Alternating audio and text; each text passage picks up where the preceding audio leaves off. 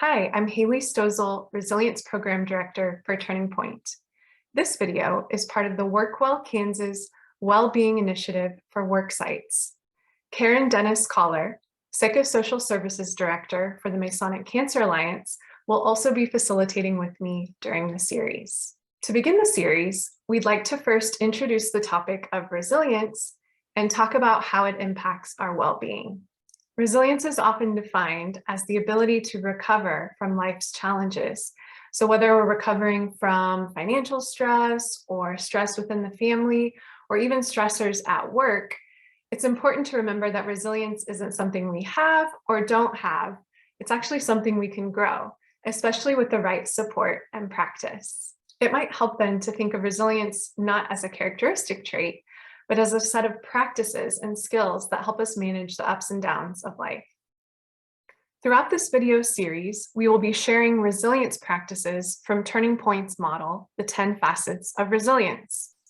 This model is evidence-based, meaning it's based on research from experts in resiliency and psychology. And what's great about this multifaceted model is that each facet directly influences all of the others. So if we're only able to focus on one set of skills at a time, it's still going to help us improve all other areas of resilience. To give you an idea of what's to come, here are some of the practices from this model that we will cover during the video series. First off, we'll cover integrating self-care.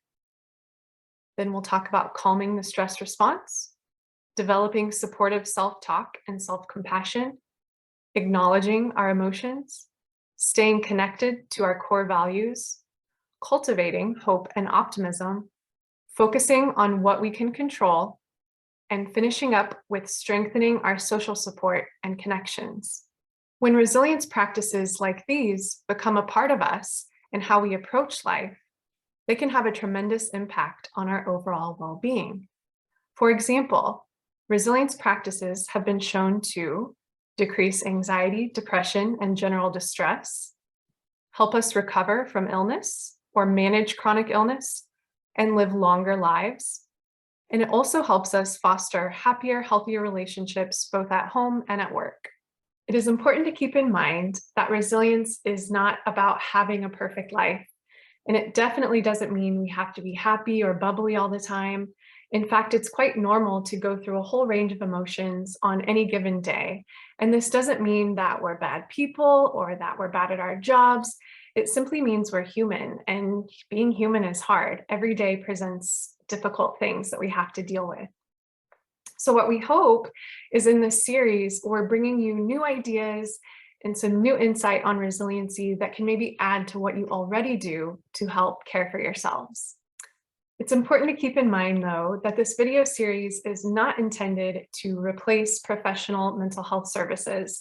And there's some things in life that challenge our resilience that just require outside support. So if you're feeling like you could benefit from some external support, a good place to start would be contacting your employee assistance program and finding out what counseling services are available. You could also contact your insurance provider or reach out to either your county or community mental health services. These videos are made possible by the partnership between Turning Point, Masonic Cancer Alliance, and WorkWell Kansas. Please see these slides for more information about the organizations supporting the project.